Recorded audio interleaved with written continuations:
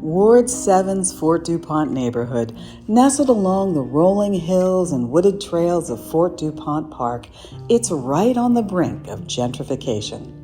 The schools have been refurbished, the ice arena is being expanded, the Nationals have set up a field for youth players, and if you need amenities, Minnesota Avenue is up and coming.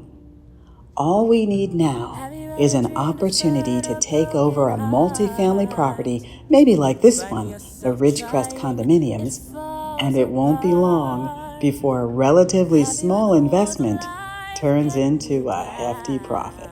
Hello. Yeah, no, really, this is the perfect investment. Investment? Yeah, well, it's not really a place you'd want to live, but you could rent it out to a voucher holder. Renting this place out will pay the mortgage and give you some extra income every month. But that would only be temporary. Once all the homeowners have moved out, then we bring in a developer who buys up every unit, including yours. And then they turn this place into luxury condos starting at $300,000 a piece. Easy. No, you won't have to buy all the units. That's for the developer after we manage to get everyone out of the buildings. Even if you just buy one unit, you're likely to see a 10-fold profit. 10-fold? These units are going for well below market value. Why is that exactly? The property is, well, kind of in a state of disrepair. But you have to understand, the fact that it's a mess is what's keeping the prices down. Here, let me send you some photos. Yeah, please send me some pictures. Here was the basement apartment where the manager used to live. Brickwork outside the building is letting in the damp, so there are some issues with mold. Apparently there was also a flood, so that's not helping the mold situation. That is way more than mold. Don't worry. That apartment has already been condemned. I'm not going to try and sell you that. Oh, okay. Thank you for that. The roofs need to be repaired, and that's causing damage to the apartments on the top floor. I can't rent out that apartment. No worries. The owner of that unit isn't ready to sell yet. I'm just trying to give you a feel for the place. But yeah, I'm getting a feel, all right. Jeez. You're missing the point. The more damage to the place, the faster we get the residents out. The sooner you sell and get a return on your investment. You're actually serious? Of course. This is real estate in the District of Columbia, baby. Check this out. A lot of the basement doors don't lock, so there's probably a homeless person living here. Maybe some animals too.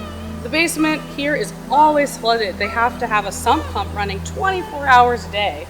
Honestly, that can't be helping with the mold thing. We thought we'd have everybody out last year when they issued the order to vacate, because the boiler hadn't been cleaned in years. But the residents got together and raised the money to repair the thing. So, they're still here.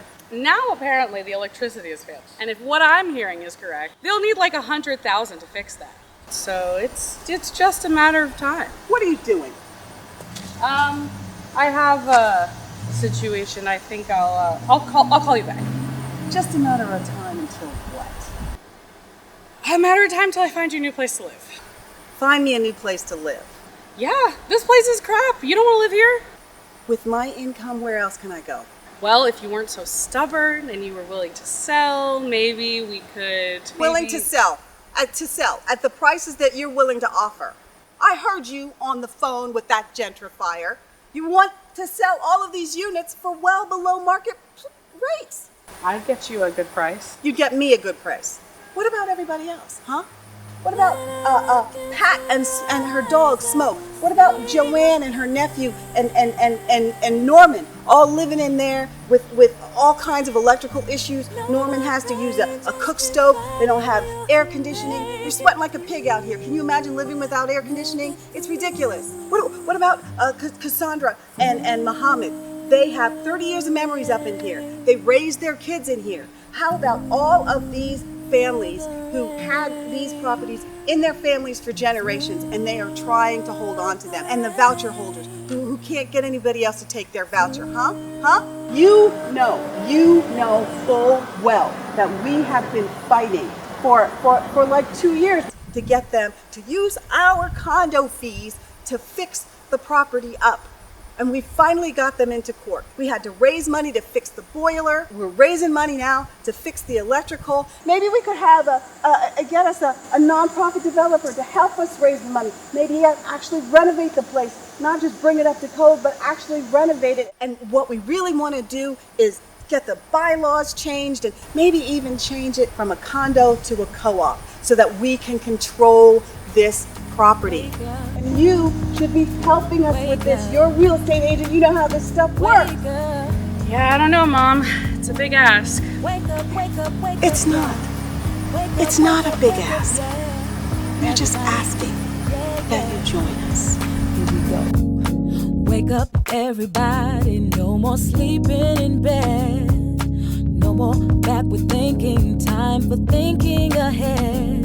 The world has changed so very much from what it used to be. There is so much hatred, war and poverty. Wake up, all the teachers. Time to teach a new way. Maybe then we'll listen to what you have to say. 'Cause we're the ones who are coming up. The world is in our hands. When you teach the children, teach us the very best you can. The world won't get no better if we just let it be. Yeah, yeah, yeah. The world won't get no better. We gotta change it, just you and me.